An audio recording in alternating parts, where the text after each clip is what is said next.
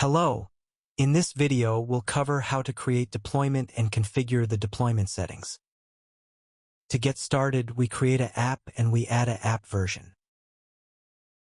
Click the Deployments tab and click the Add Deployment button. Provide a unique deployment name and description. Select the app and select the app version. Select the workspace where you want to manage the extracted results and where the human reviewers will have access to.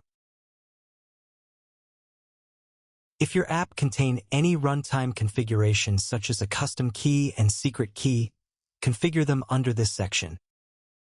Click on the Add Secret Key button. Provide a key name and the value. We have upstream and downstream integration. We can connect the integration under this button. Choose Drive option if you want to connect any external drive. Or if you want to connect to email, click on the Mailbox option. For downstream integration, we can connect an email or external drive, or if you want the result to be sent to an advanced webhook, click on the Custom Function option. We have two different types of notification to trigger alerts, which is email and webhook. To create an email notification, select the email option, provide a unique name,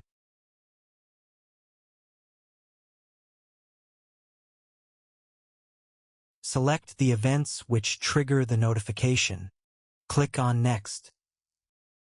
You can provide your email ID.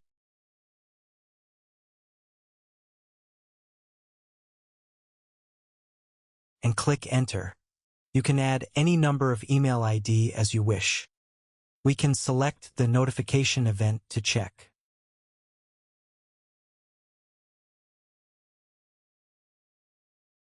And we'll receive the notification in this format. We can select Save option. To create a webhook notification, we select the webhook option, provide a name,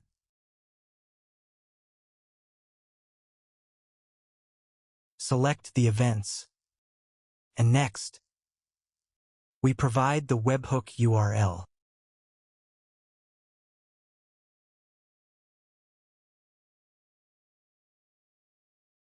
And select the event and click Send.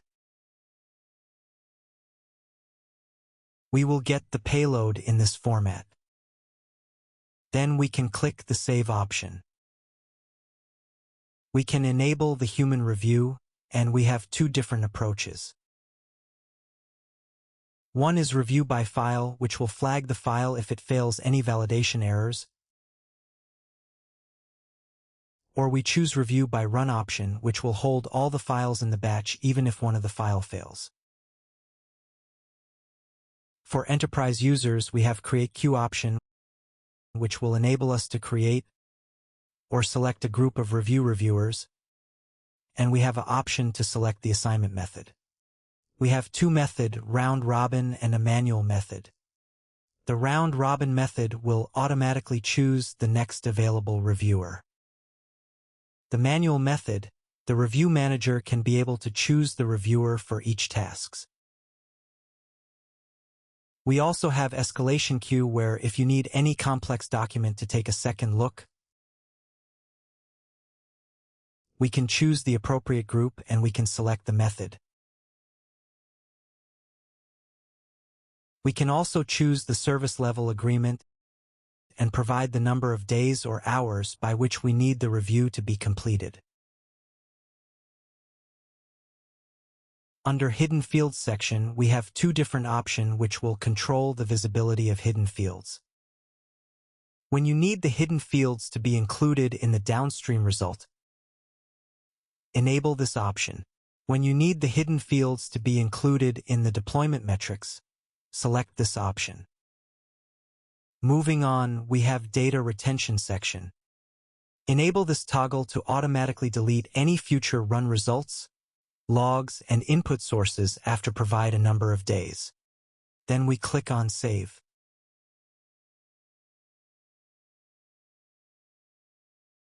After saving the configuration, we can run the deployment. We have two different approaches to run the deployment. The first one is running deployment through UI. We select the Run Deployment button, upload the files, and run.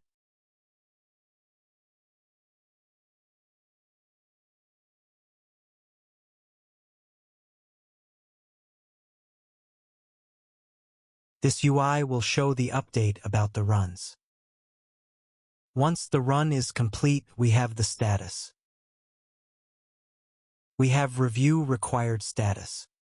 You can click on this and we can get to the human review screen. We can make any changes and we can save it.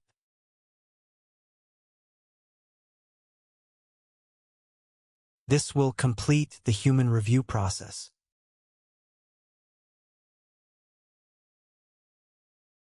Back to the run screens, you can see different runs we made in the single deployment. And we have another method. This method we use to run the deployment using API. Click on this option. Get the authorization token from your settings. Select the language you need the API code to be and select the variant as well.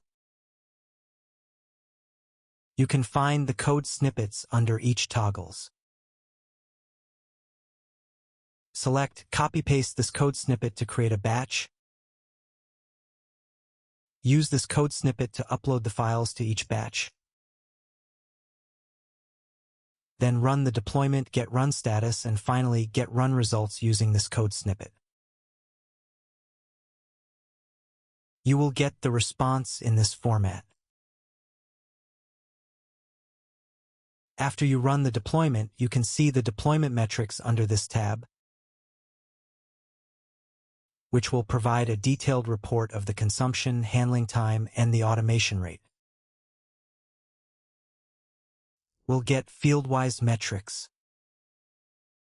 If you need any more changes to your configuration, click on the Configuration tab and make the respective changes. Now you know how to create a deployment from a published app version by providing a unique name, selecting a target management workspace, configuring any runtime secret keys, and setting up upstream and downstream integrations or notifications.